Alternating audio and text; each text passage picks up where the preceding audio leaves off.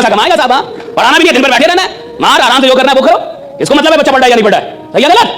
इतने सरकारी स्कूल में पढ़ाई हो रही है, इतने सरकारी विश्वविद्यालय में पढ़ाई हो रही है, विश्वविद्यालय में खास जमे हुए, कॉलेज में प्रोफेसर दिखता नहीं है, क्लास लेता नहीं है, और मुझे घंटा डर नहीं लगता ये सब बोलने में।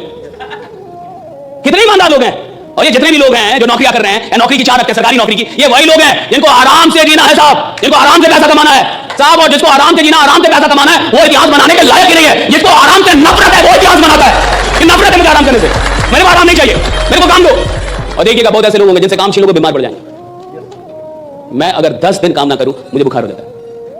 मैं छठ में जाता हूं, बिहार से हूं, प्योर गांव का आदमी हूं, प्योर देहाती, तो सूट है इसलिए पहनते कि आपको पता चले बोलेगा कौन। एक टोपी बेचने वाला जा रहा था, रास्ते में नींद आई, सो गया। पेड़ के ऊपर बैठे थे बंदर, उन्होंने सारे बंदरों ने टोपियां ले ली। ये देखा, उठा, इसने यूं किया, बंदरों ने किया, इसने यूं किया, बंदरों ने किया, इसने टोपी फेंकी, उन्होंने भी टोपी फेंकी, गट्टर बांध के चला गया। यहां तक सुनिए ना, अधूरी है, क्लाइमेक्स आज बाकी है। 100 साल बाद उसका पोता, वो भी टोपियां बेचता था, दूर जा रहा था, रास्ते में नींद आने के लिए वापस रेस्ट करने के लिए बैठ गया, और बैठ गया एक जगह पर और लेट गया। पेड़ के ऊपर बंदर थे, जब ये उठा तो बंदरों ने टोपियां उठा ली। बंदरों ने जब टोपियां उठा ली तो इसको दादा याद आया, इसने यूं किया, बंदरों ने भी यूं किया, इसने यूं किया, बंदरों ने भी यूं किया, इसने टोपी फेंकी, उन्होंने नहीं फेंकी। तो उन्होंने पूछा तुमने क्यों नहीं फेंकी? कि हमारे भी दादा था। दुनिया में जो सीखता है वो जीतता है। हर सीखी हुई चीज एक दिन रेवेन्यू बना के लौट के आती है। जो हाथी रस्सी से बंधा रहता है और सारे दिन यूं हिलता रहता है उसको सब समझदार कहते हैं, क्योंकि रस्सी से बंधा हुआ है।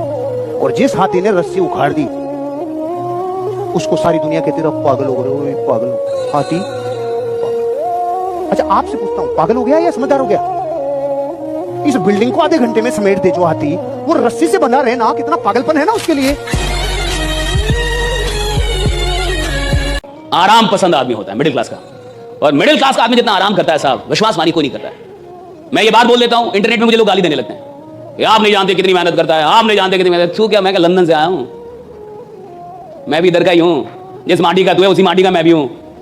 मेरे को नस नस पता है, नस नस। मिडिल क्लास बहुत मेहनत, कुछ नहीं करती मिडिल क्लास। 8 घंटे की नौकरी करती है, वहां 8 घंटे गाली देती है बॉस को। इसको मेहनत नहीं बोलते साहब। ये मेहनत नहीं है कि तुम खेत में हल चलाओ और बैल को गाली दो, कि तुम मेहनत भी करो और काम को गाली भी दो। ये मेहनत नहीं होती साहब। मेहनत के मतलब अलग है। इसको कहते हैं मजबूरी, मेहनत नहीं कहते साहब। कि आदमी काम करे और काम को ही गाली दे।